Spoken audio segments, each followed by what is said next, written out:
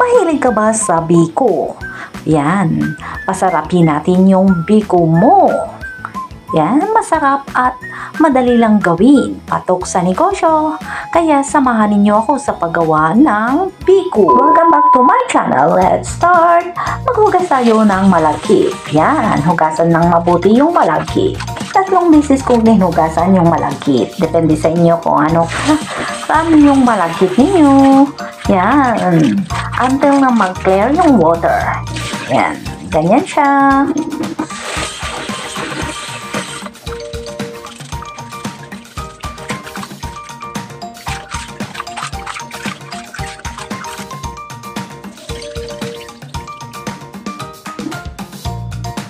At ito na siya. Yan, okay na. At saka ilagay na natin sa rice cooker. Lagay lang natin sa rice cooker at lagyan ng tubig. Naglagay ako ng 3 1/2 cup water. Yan, depende sa karami ng malakit ninyo. Yan, at saka ilagay na natin sa rice cooker at saka i-on natin. Hayaan natin maluto. Yan, okay na yung malakit natin at saka gagawa na tayo ng yung gata at saka sugar. Yan, gamit ko yung salata. Masarap yung sa fresh na gata.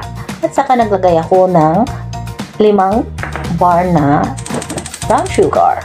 Pwede yung brown sugar. Depende sa inyo, kayo na ang magkantya niyan. Pwede kayo maglagay ng brown sugar na 2 cups. Oh, yan. Pag gusto niyo yung sobrang matamis, kayo na ang mag-adjust niyan. Yan, kailangan matunaw yung sugar. Yan, kulong-kulo na siya.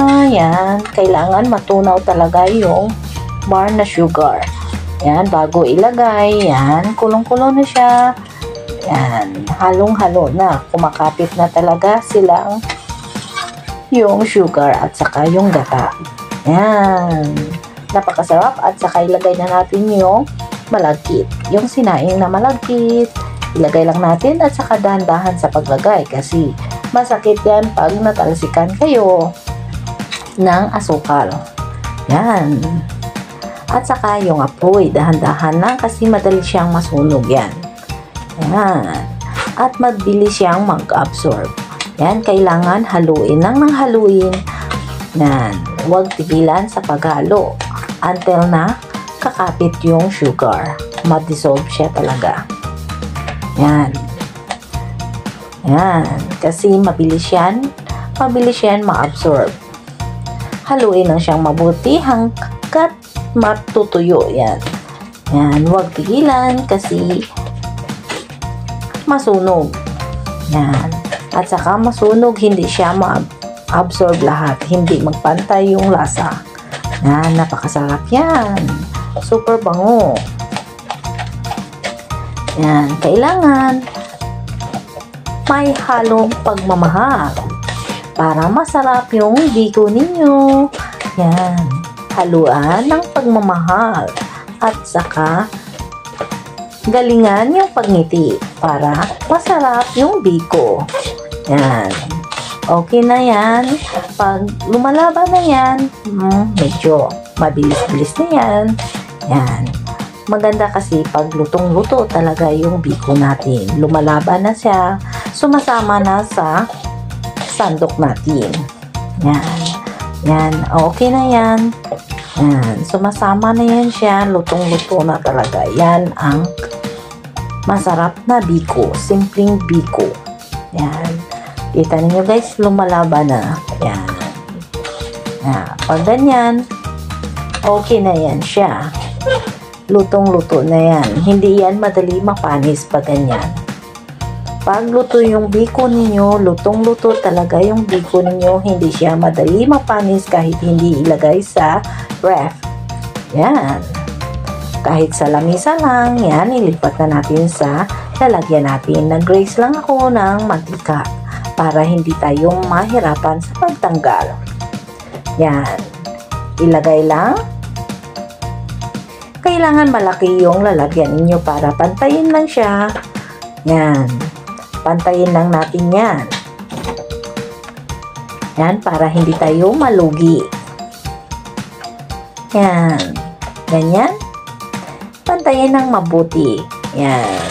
Ayan na ang simpleng biko at naglagay na tayo. Magluto tayo ng 1 can coconut milk at saka naglagay din ako ng 1 cup condensed milk. Depende sa inyo, kapag gusto niyo sobrang matamis, kayo na ang magdagdag niyan. Yan, halu-haluin lang siyang mabuti bago natin buksan yung apoy. Yan, haluin lang siya. Yan, napakabango. Yan, pakuluin natin. Huwag iwanan pag kulong-kulo na kasi masusunog. Yan, ganyan yan. Kita ninyo guys, napaka-bango yan. Napakasarap. Pag ilagay natin sa biko. Yan, okay na. I-spread out lang natin sa taas. Yan. Kailangan pantayin natin. Pwede din parang iguhit-guhit lang ninyo. Pwede din. Depende sa inyo. Ganyan yung sa akin. Buo. Kasi hiwain ko yan. At saka ilagay ko siya sa plastic box. Pang negosyo. Yan. Pantayin lang at saka palamigin natin. Yan. Okay na. Palamigin natin at saka bago hiwain. Yan. Nahiwa ko na siya. Yan. Tikman natin. Yan. Ang negosyo ko. Yan. Masarap. Yan. Napakasarap. Super sarap. Kaya, subukan ninyo. Pwede nyo i-level up yan. At saka, pwede ninyo pasukin negosyo. Yan. Yung hindi pa nakasubscribe, please subscribe my channel. Thank you for watching.